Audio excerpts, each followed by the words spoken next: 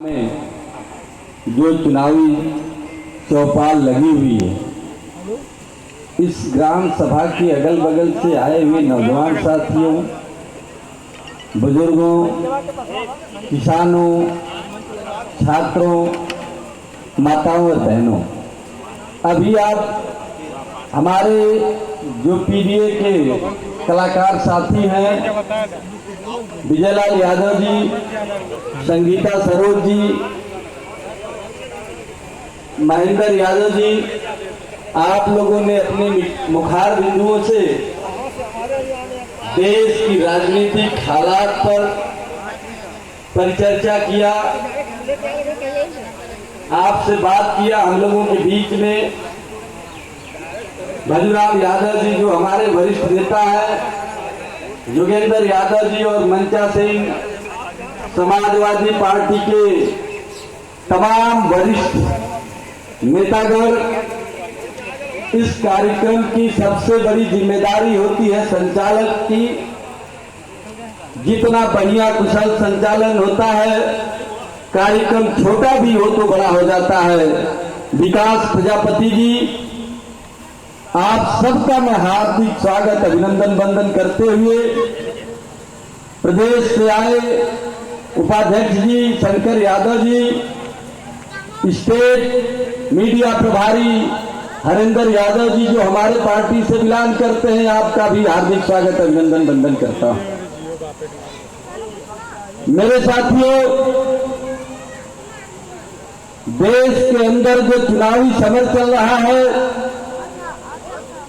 यह चुनाव केवल राजनीतिक चुनाव नहीं है, केवल सदन में बैठने के लिए चुनाव नहीं है,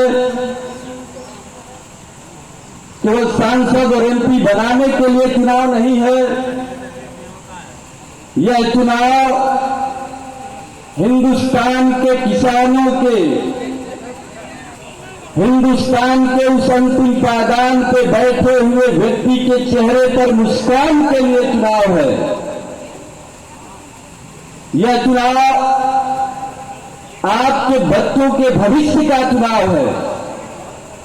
यह चुनाव माताओं और बहनों की सुरक्षा का चुनाव है। यह चुनाव देश की आजादी में हजारों हजार शहीदों के अरमान का चुनाव है। यह चुनाव गांधी जी के उस दर्शन का चुनाव है जहां पर हिंदू, मुस्लिम, सिख, ईसाई हिंदुस्तान की खूबसूरती मानी जाती है दुनिया के अंदर, उसको बचाने का चुनाव है।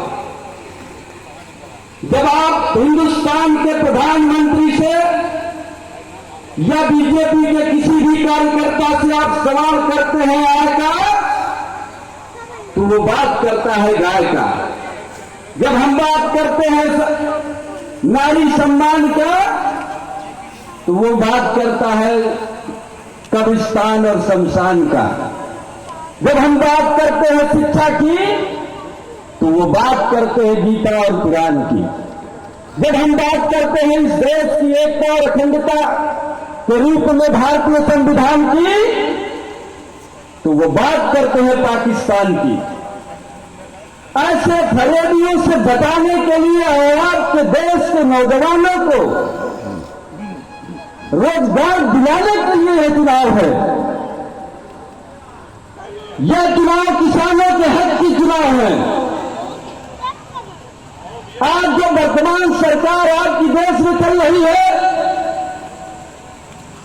यह देश में धार्मिक उन्माद को पैदा करके